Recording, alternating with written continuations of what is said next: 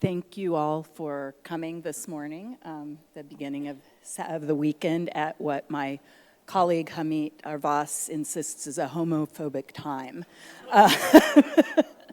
So I'll just begin by briefly saying thank you to Ruben and Ayana and the entire Race4Race executive board and staff. This has been such a wonderful conference, and I feel really honored to be part of this group of papers. Okay, there. Does this do it? Okay. All right. I'm bad with technology. So my title, as Ruben said, How White His Belly, Race, Queer Studies, and Early Modern Homoerotic Verse. And I'll talk about that image that's on there in a little bit. In thinking about what to say at a Race4Race Symposium on the topic of love, I wanted to bring together some theoretical, conceptual, and literary questions that I've been thinking through in a couple of collaborative and individual projects that I've worked on over the past couple of years. One is a 2026 RSA panel that I've organized with Rick Rambis, two roundtables actually, entitled What's in a Name? 35 Years of Queer Early Modern Studies. The second of these is a volume of poetry that I've just finished editing with, should be out in time for Pride in June, with Stephanie Burt and Drew Daniel, entitled All the World in Thee, LGBTQ plus poetry in English from Homer to Langston Hughes. And third, and book in progress might be an exaggeration, on guilt, complicity, and the genealogies of queer studies.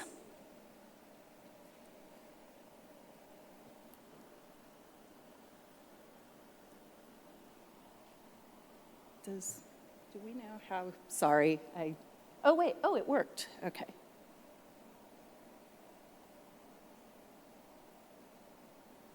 There we go. I take Hiram Perez's statement that everything I'm about to say has already been said as the epigraph for my talk in order to underscore that the very unoriginality of pointing to the whiteness of queer studies in and beyond the early modern period is part of the point. In particular, I wanted to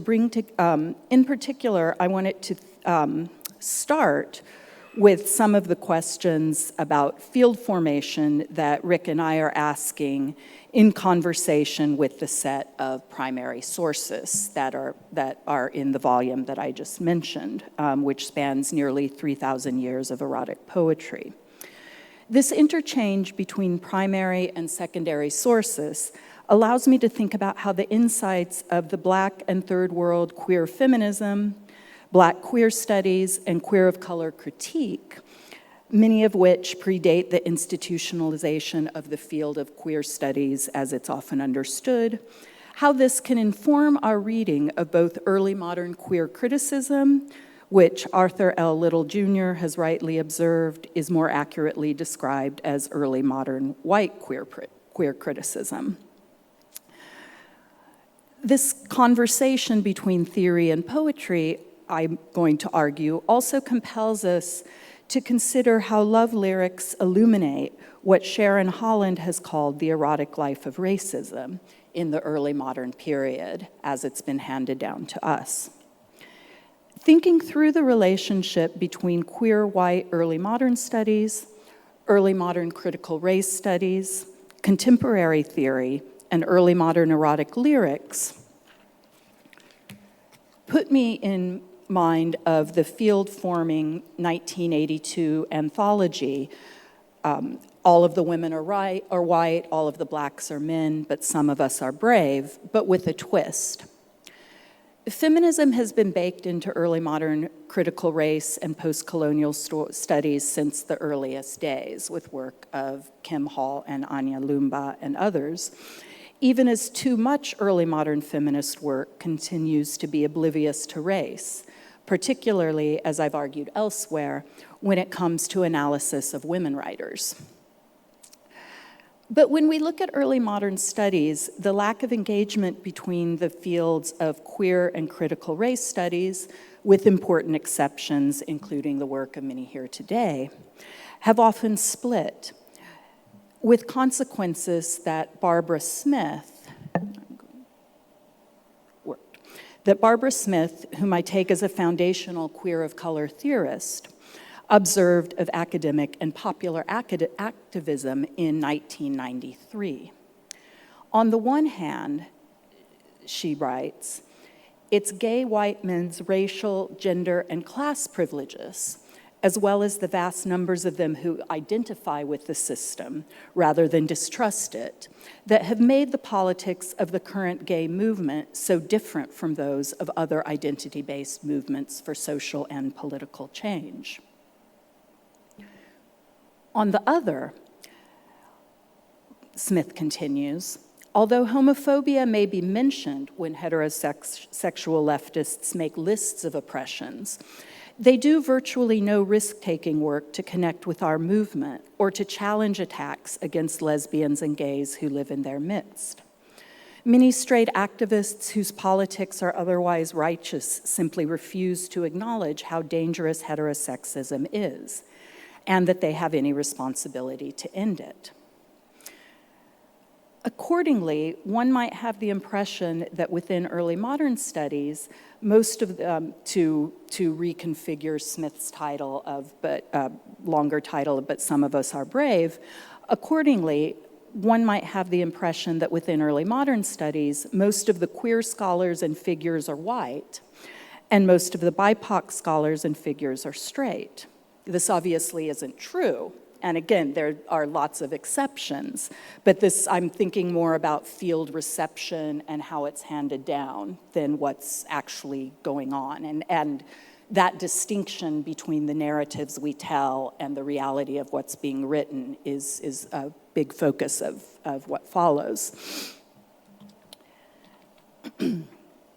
I think this divide may have to do with the formation of white queer studies as a broader field, that is beyond the early modern period, as unconcerned with issues of race, ethnicity, and colonialism, to the extent that copious queer work on these topics is seen as a separate field called Black queer studies or queer of color critique, while queer studies as a general unmarked field remains as white as the gay and lesbian studies that the term queer was initially imagined as expanding in the institutionalization of this field back in the 90s.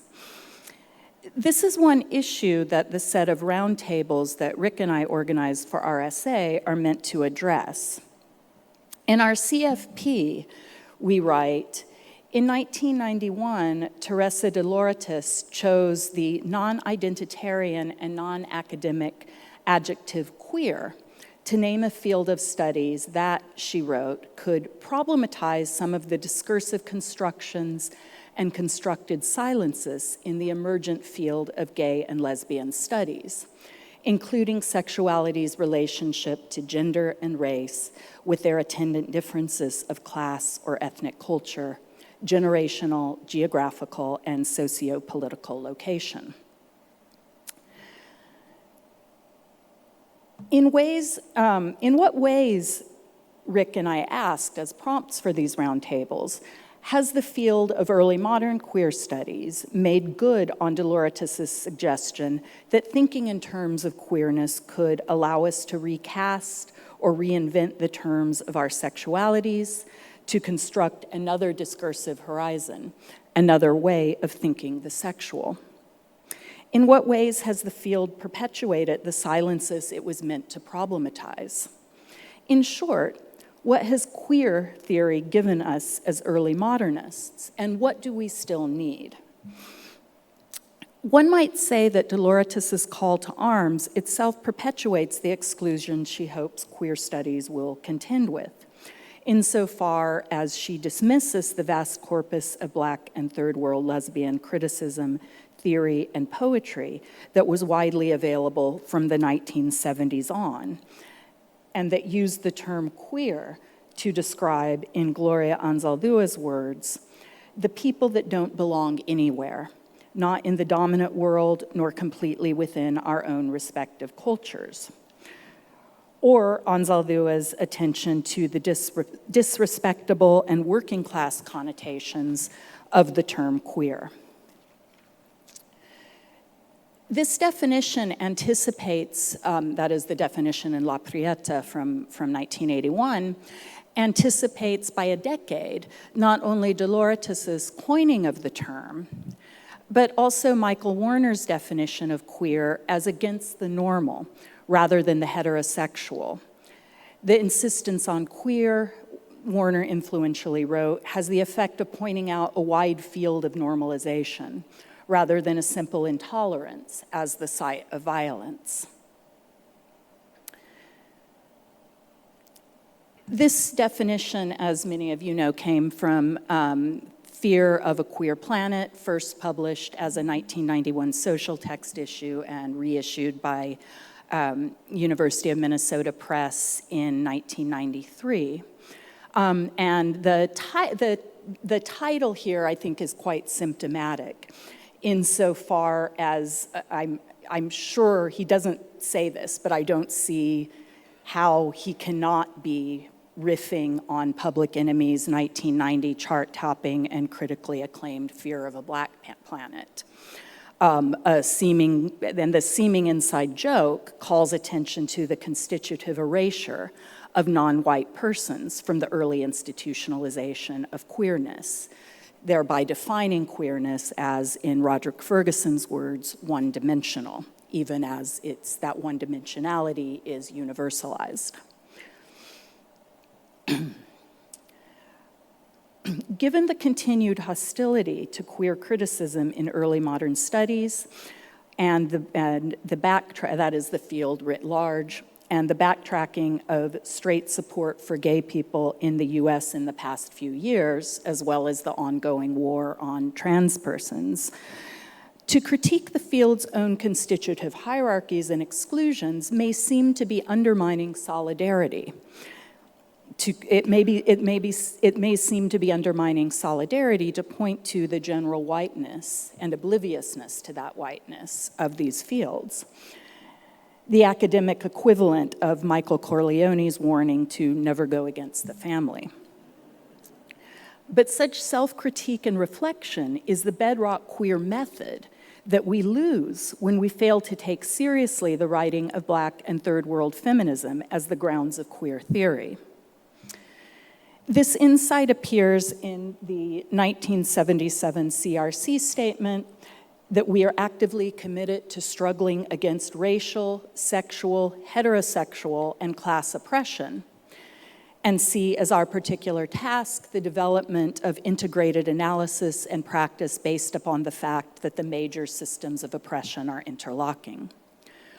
Accordingly, single-issue theory and politics inevitably reproduces the status quo, seeking liberal inclusion of a given group in the rights accorded to cis-heterosexual white men, rather than a dismantling of that very system of rights and privileges.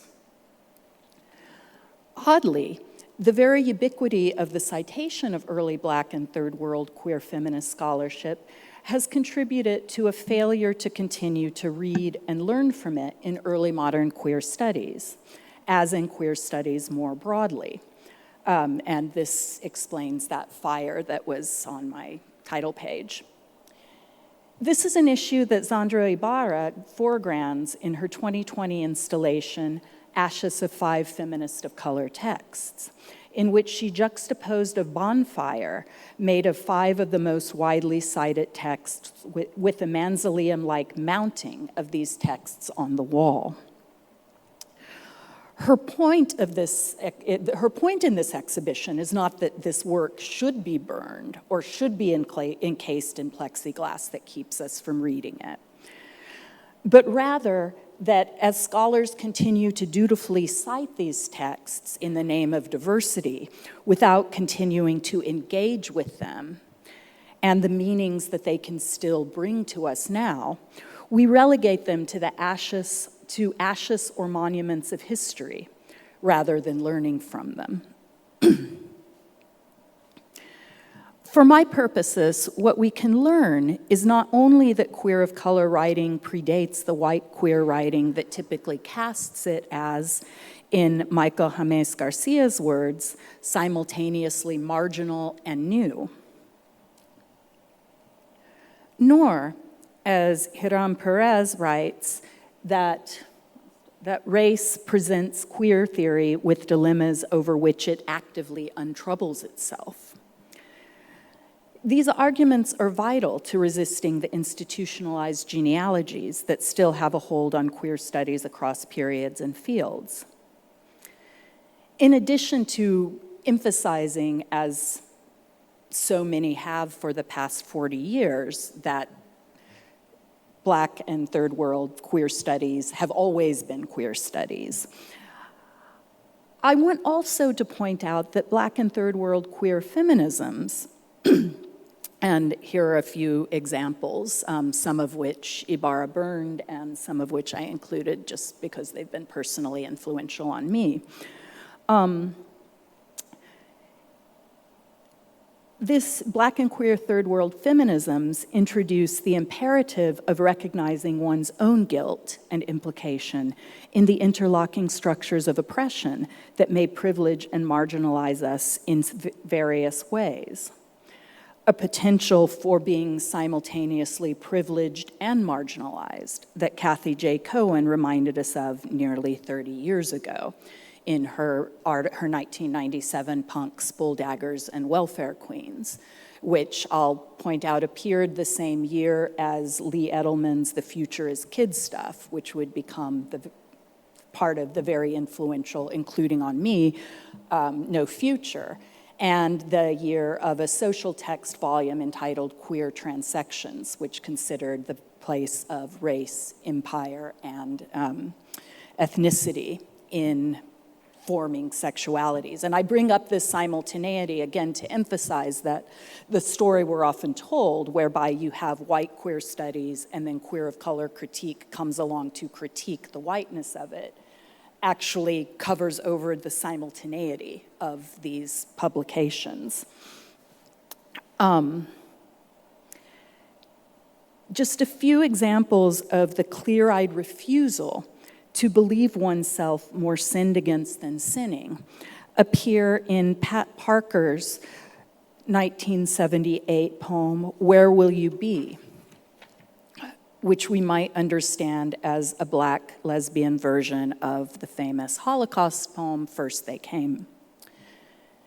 We also see this emphasis on self-reflection, self-critique, awareness of one's own implications in Cherry Moraga's admission that however much she may be discriminated against as a quote-unquote dyke, I don't really understand firsthand what it feels like being shitted on for being brown as a light-skinned Latina woman.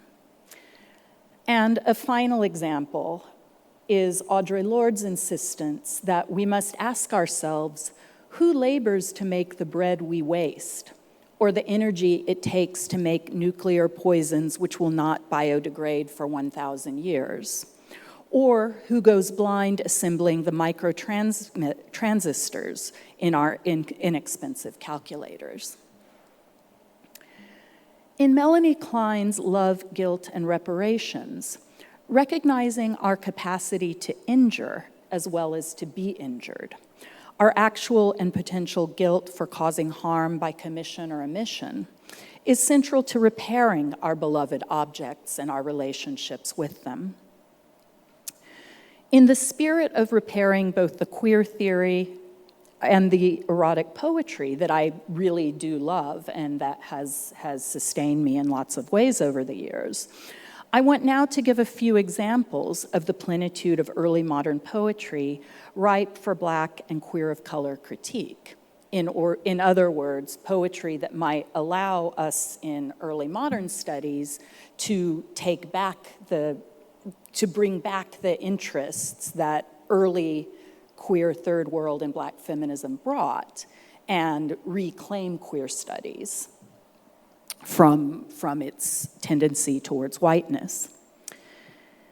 In a section on race that I wrote for an introduction to the poetry volume that I mentioned that I edited with Stephanie and Drew, I observed that if we describe this volume as spanning from the Crusades to Jim Crow, rather than from Homer to Langston Hughes, we might more fully appreciate how the world in which these poems were written and translated was saturated with consciousness of racial, religious, and ethnic difference and hierarchy. For the writers in our volume are overwhelmingly white. This racial imbalance grows from the historical and material conditions in which poetry was written and translated into English before the 1930s, which is the end point of our volume, rather than the actual absence of persons we would now describe as Black, Indigenous, or people of color in pre-modern England. Archaeological excavations and genetic research have discovered sub-Saharan ancestry for 2 persons buried as seemingly typical members of their communities in 7th century England. And non-white, non-Christian persons were also widely represented in English literature, art, and travel writing by the early Middle Ages, as we've seen from some of the amazing presentations yesterday. But enslavement, segregation, literacy laws, deportations, immigration quotas, and the systematic discrimination and impoverishment of Black, Indigenous, Latinx, Asian, Muslim, Jewish, and other non-white, non-Christian persons in the UK and the US, as well as in their own colonies and territories, limited the production, preservation, and translation of literary writing by those now considered non-white.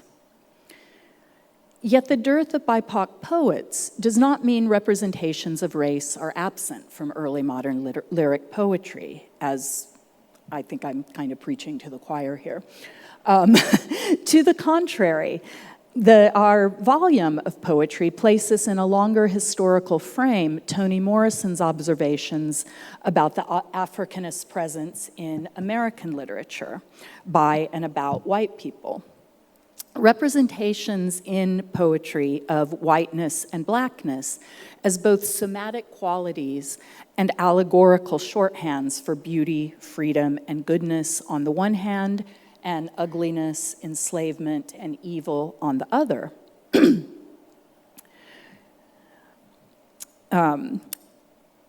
Sorry, I lost my place. Attests to the impact, as Morrison says, of, quote, racial hierarchy, racial exclusion, and racial vulnerability and availability, the impact of these on non-Blacks who held, resisted, explored, or altered these notions, end quote.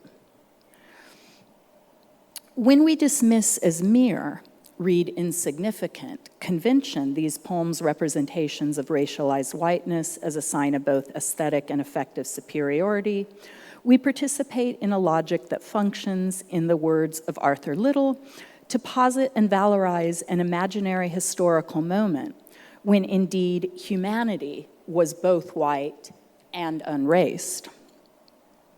Worse yet, Little continues, to define white people as non-raced is also more tacitly and chillingly to define white people as the human race itself, end point, the norm against which deviance and difference are measured. The poems we collect show, as Holland puts it, that there is no raceless course of love or desire.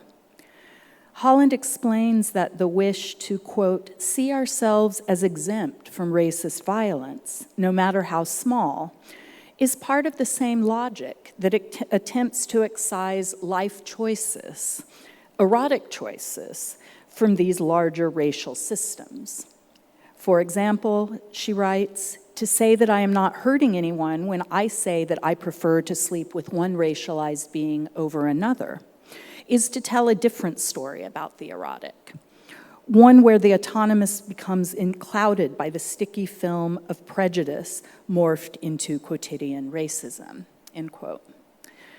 Studies of racialized readership by Ian Smith, Ayanna Thompson, Ruben Espinosa, David Sterling Brown, Arthur Little, and many, many others have shown how sticky this film is. To challenge this legacy, queer early modern studies must pursue understandings of the past that, as Cassandra Smith, Nick Jones, and Miles Greer write, are accountable to Black communities and to BIPOC readers more broadly, rather than write for a white readership. How does queer poetry look, white scholars might ask, to the readers for whom most were not written and who cannot see themselves reflected in the myriad celebrations of white skin, blue eyes, and golden hair as the default standard of beauty?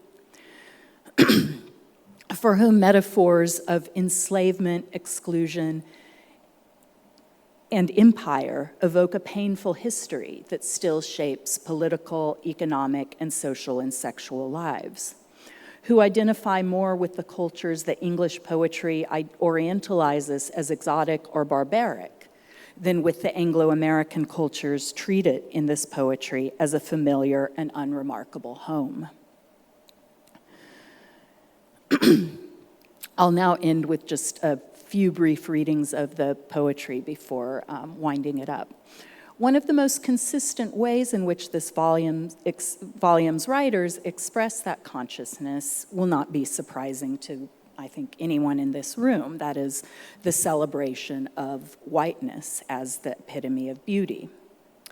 As Kim F. Hall has shown, the word fair increasingly meant not only beautiful, but light-skinned, amidst the Renaissance emergence of chattel slavery, settler colonialism, genocide, and imperial conquest.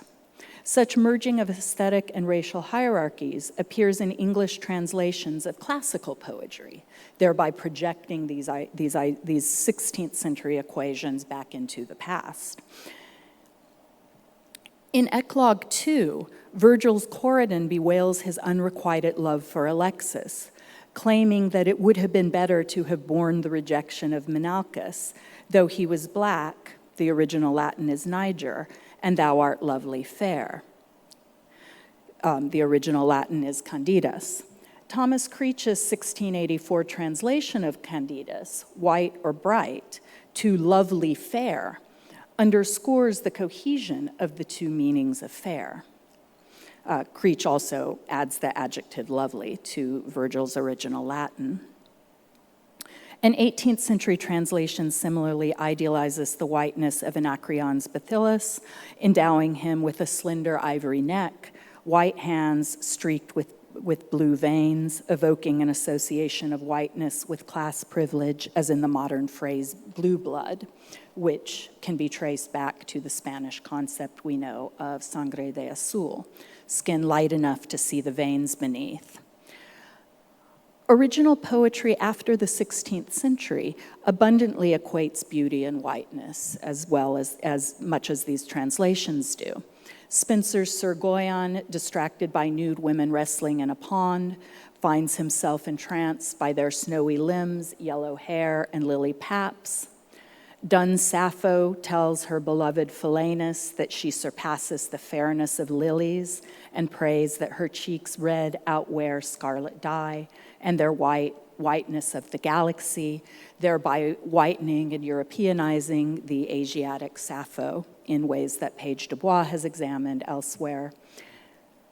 Shakespeare's sonnets depict a ménage à trois among his semi-autobiographical lyric speaker, a fair young man, and a woman colored ill.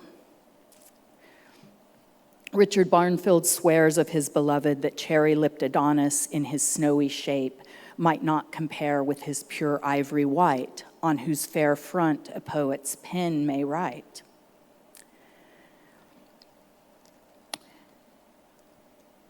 Against this sea of whiteness, Angelina Weld Grimke's poetry stands out in its celebration of Black women's beauty, as well as of its assumption of a Black readership, often erased by white poets.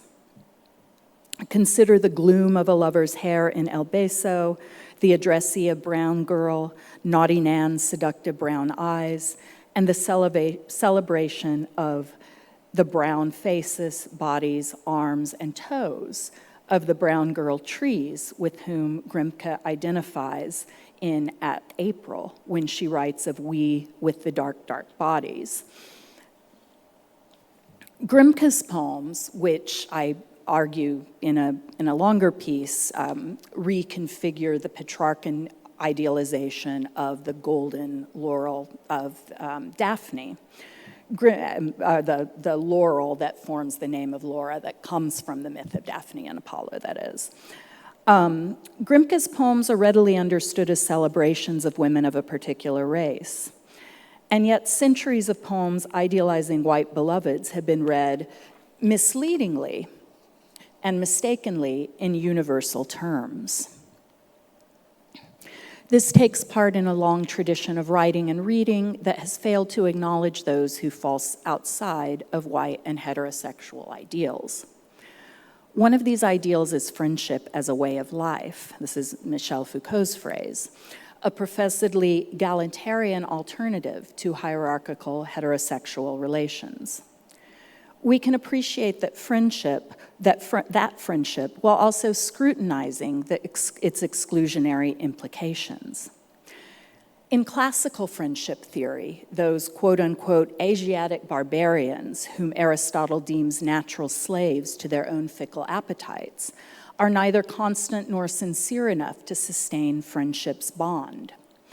Given that the bond of friendship was to be explicitly marked out for white Christian cis men amidst the emergence of chattel slavery and settler colonialism, as Ivy Schweitzer has shown, to historicize friendship with all of the homoerotic potential that's been celebrated is to reveal that the definition of friendship as virtuous and egalitarian, one taken up by many white, gay, and lesbian theorists, incorporate racialized hierarchies: citizen and foreigner, civility and barbarity, reason and passion.